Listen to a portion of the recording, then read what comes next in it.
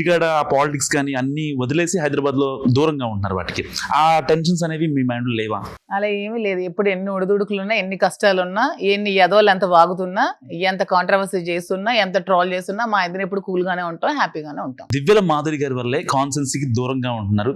అదే ఒకవేళ శ్రీనివాస్ గారి లైఫ్ లో మాధురి గారు లేకపోతే ఆయన పొలిటికల్ గా ఇంకా యాక్టివ్ అయ్యేవారు, పార్టీని సస్పెండ్ కూడా అయ్యేవారు కాదు అనేది మీ ప్రాంతంలో మీ అపోనెంట్స్ ఎవరు? మా అపోనెంట్స్ అలా చెప్పడానికి మాధురి అనేది 2022 నుంచి ఉంది. సో ఇవన్నీ ఇష్యూస్ తెలిసే జగన్మోహన్ రెడ్డి గారు శ్రీనివాస్ గారు టికెట్ ఇచ్చారు. లాస్ట్ ఎలక్షన్ కూడా మేమే దగ్గరుండి చేశాము. సో ఏదో లేదో వాగితే దానికి కనీసం అంటే దానికి ఒక రీజన్ ఉండాలి. మాట్లాడిన మాటకి మా ఇద్దరం కలిసి ఎలక్షన్ చేసాము. మా ఇద్దరం కలిసే ఎలక్షన్ మొత్తం దగ్గరుండి జరిపించిన తర్వాత అవన్నీ విషయాలు అధిష్టానానికి తెలుసు, ఊర్లో ప్రజలకి తెలుసు, కార్యకర్తలకి తెలుసు, మా అపోనెంట్స్ కి తెలుసు, అందరికీ తెలుసు. సో ఇవన్నీ జరిగాక ఎలక్షన్ జరిగింది. ఎలక్షన్ జరిగాక కూడా ఈ కాంట్రవర్సీల తర్వాత 1 year జరిగాక పార్టీని సస్పెండ్ చేయడం జరిగింది.